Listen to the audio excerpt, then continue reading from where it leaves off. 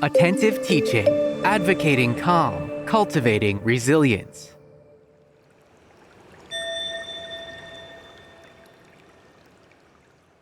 Hi, I'm Cindy Schwartz. Welcome to Attentive Teaching.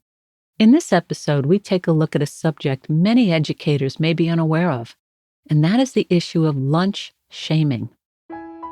In 2016, an 8-year-old child in Alabama who was about to complete the 3rd grade received from a cafeteria worker in his lunchroom a stamp on his arm that read, "I need lunch money."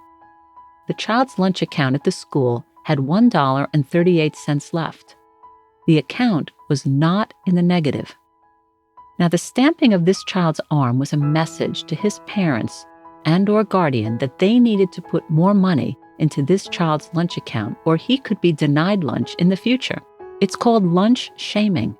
And we wonder how this is happening in our country as we move toward including more social and emotional learning awareness into our curriculums.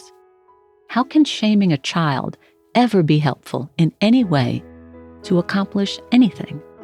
Additionally, the National Education Association tells us in a 2019 article about lunch shaming that a Pennsylvania school district recently sent letters to the parents of 1,000 students with unpaid lunch debt. The district threatened to charge these parents with negligence, which they said might result in, and I quote, "your child being removed from your home and placed in foster care."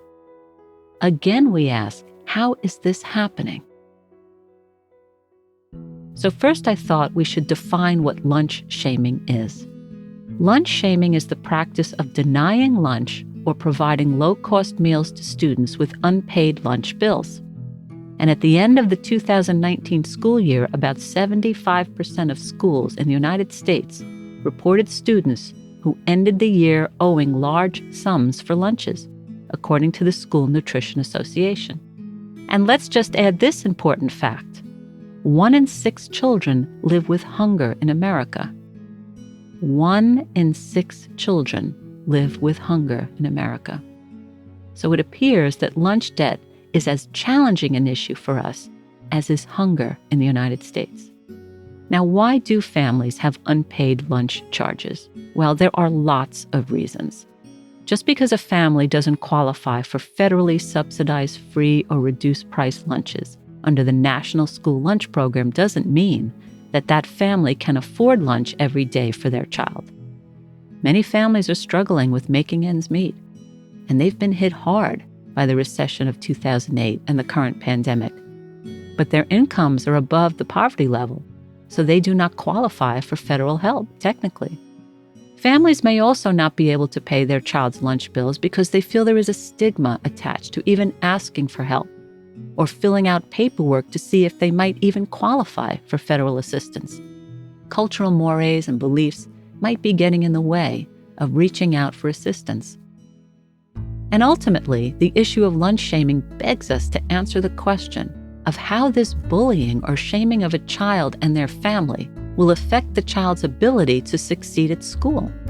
Now, American psychologist Abraham Maslow developed the famed hierarchy of needs approach to address just this very type of issue. So according to Maslow, human beings cannot reach the ultimate goal in life of self-actualization, which is achieving one's greatest potential, if one's basic physiological and emotional needs are not met first.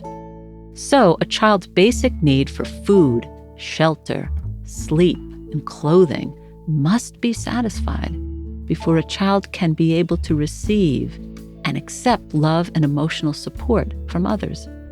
If both the child's physiological and psychological needs are met, then the child or individual is able to move into that realm of cultivating self-esteem and ultimately move into the realm of self-actualization, where they can reach their highest potential. In other words, if a child is hungry and tired and cold, that child will be incapable of performing well at school. It is as simple as that. So, what is being done to address the issue of lunch shaming in our schools?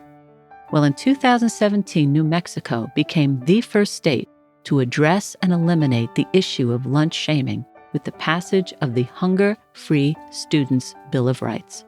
Here's what their law requires.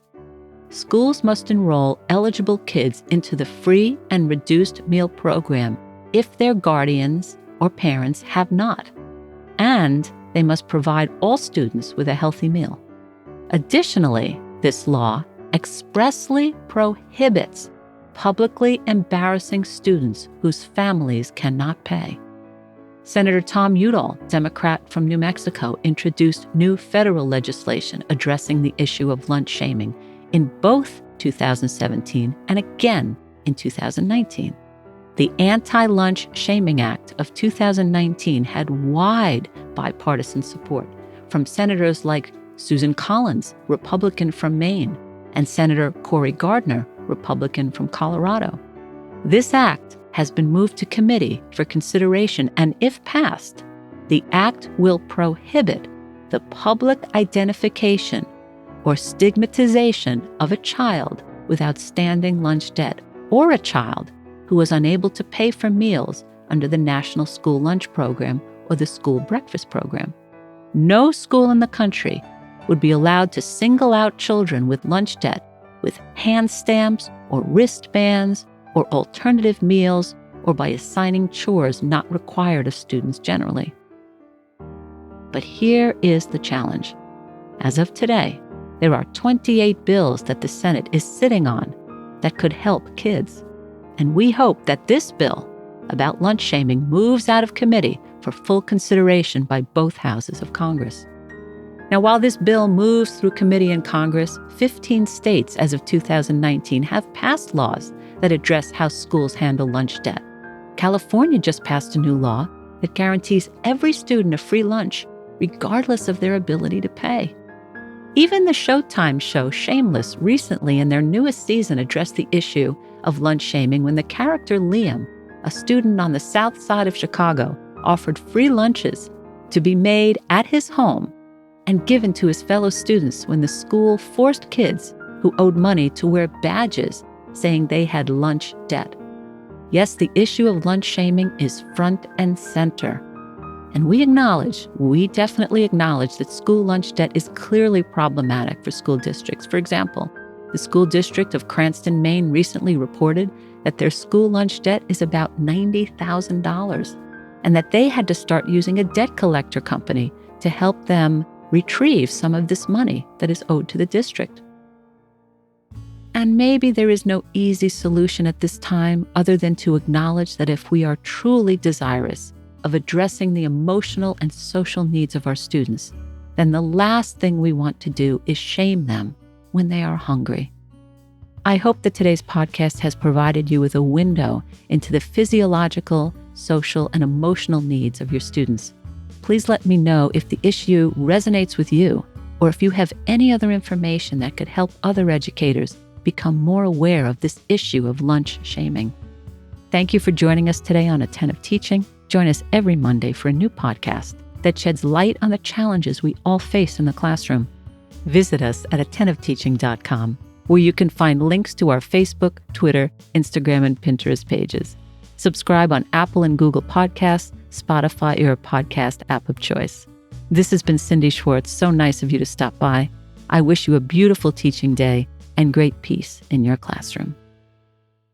Join us at Attentive Talks every Wednesday at 7:30 Eastern Standard Time, where we hold conversations with real teachers in real time to discuss real issues.